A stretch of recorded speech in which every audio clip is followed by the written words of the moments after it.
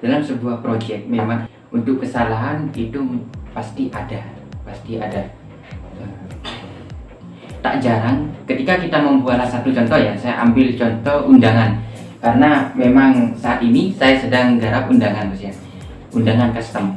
Nah, di custom ini biasanya itu banyak terjadi kesalahan, bukan kesalahan ya, orangnya sudah ngirim konsep ke kita ya, Bos saya pengen undangan seperti ini. Nah, lalu kita buat undangan tersebut.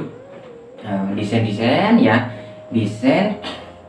sudah selesai, nama dan semuanya, dena kalau mungkin ada dena ya, dena lokasi dan sebagainya, selesai kita save, kirim ke orangnya.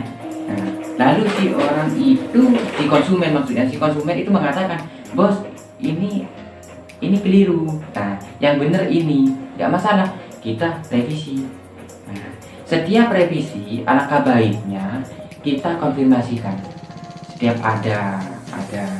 ada perubahan ya, kita konfirmasikan harus. Kenapa kok seperti itu? Karena memang mungkin sebagian dari kita, ketika orangnya ngasih konsep ke kita garap, nah, serasa sesuai dengan konsep yang orangnya itu kasih ke kita sudah buat ya. Ini sudah benar karena sudah sesuai dengan data yang dikirim ke kita. Nah, itu menurut saya masih perlu dikonfirmasikan lagi Bos, karena di konsumen itu mungkin kalau ya itu sedang pikirannya nggak mood, nah di sana buat datanya sekedar buat ya. Nah, di situ ada kesalahan huruf ya, kesalahan angka di tanggal acara, waktu acara. Nah, itu memang sering terjadi di cetak mencetak, terutama di undangan.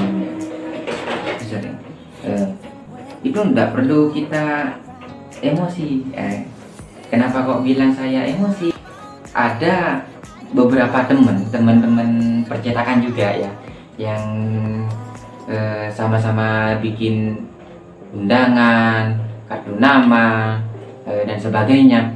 Itu ketika banyak revisi, banyak ini dan itu, mereka ya namanya sharing ya. Ya apa ya Mas, kok saya punya konsumen, waduh rewelnya minta ampun ya, ruwet dan sebagainya.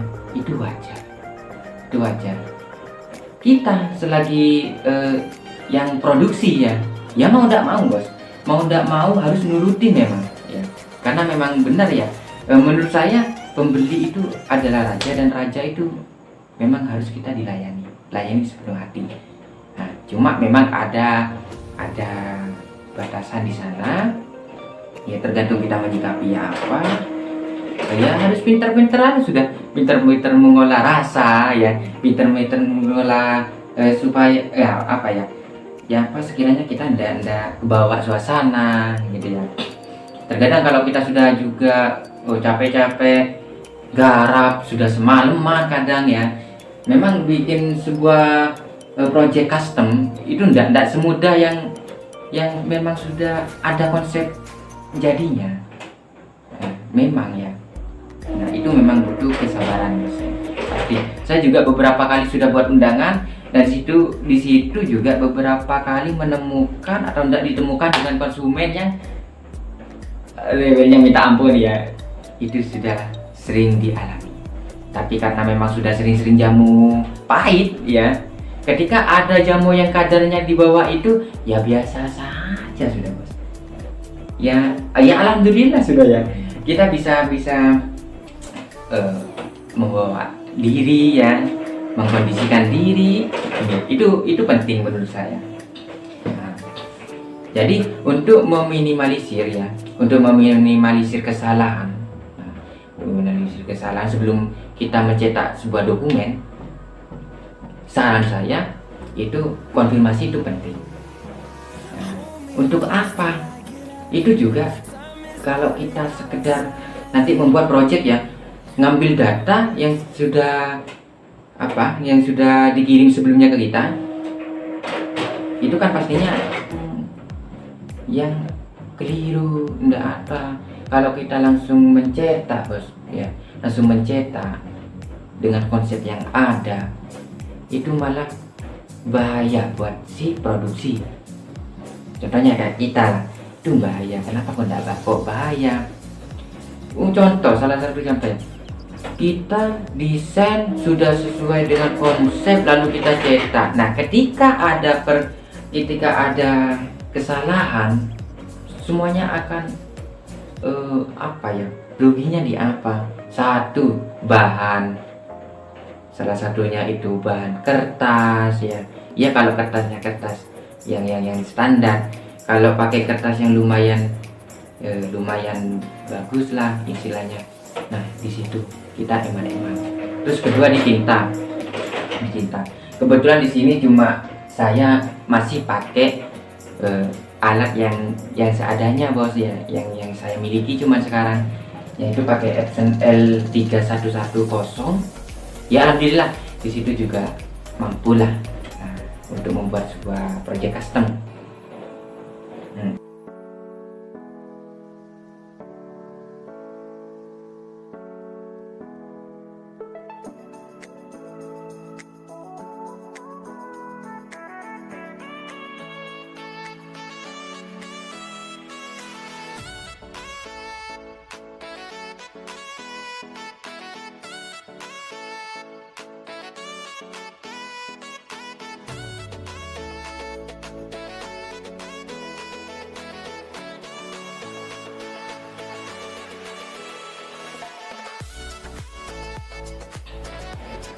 Jadi untuk menjadi sebuah produksi ya, orang yang produksi, satu yang harus dimiliki ya, kesabaran ya, itu penting menurut saya untuk menghadapi konsumen yang punya karakter khusus ya, yang perlu kita layani dengan khusus juga ya.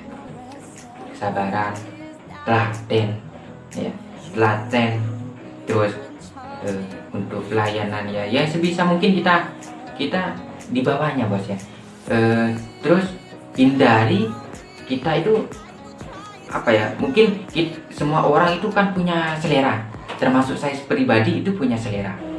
Tapi kembali lagi, sebagus-bagusnya desain kita itu belum tentu seleranya mereka, maksudnya konsumen.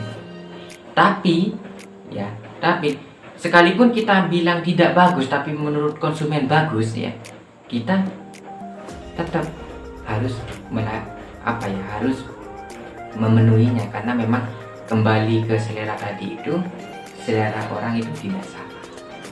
Dan kita sebagai produksi ya sebaik-baik mungkin, semaksimal mungkin harus melayani apa yang diminta si konsumen. Terima kasih.